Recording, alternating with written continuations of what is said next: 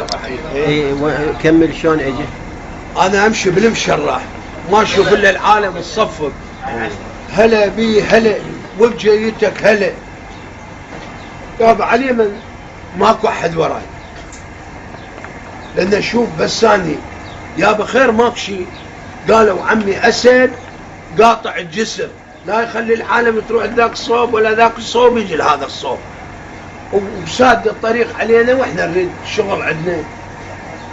قلت هسه اني جابني شورطني على هالمصيبه هاي منين جتني واجي على الاسد واعدل بصواب الله لا يكذبني واخنطه بمستقيمه هنا على وجهه على عينه على عينه بوجهه هنا. هو شويه يعني مال بس ما طاح.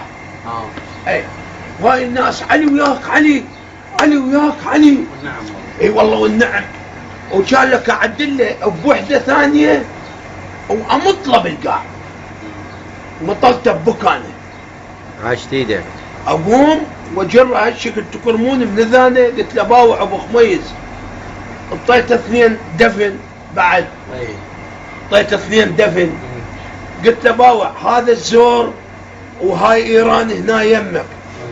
اذا اشوفك هنا بهذا الزور كله واي تلتقي هنا انت بهذا الزور ما تلوم الا نفسك حياتك هي. كان لك خطيه الرجال كانه ما افتهم دار وجهه وراح. ورا الله لا يكذبني 6 اشهر مدري سنه سالت عليه قلت لهم بين هنا سمع ابو خميس. قالوا عمي صار له سنه فوق من الاتحاد السوفيتي الشارد. عجيب. قلت لهم يا سبحان الله لو هيك الضربه لو ما تراد. عاشت ايدك جار.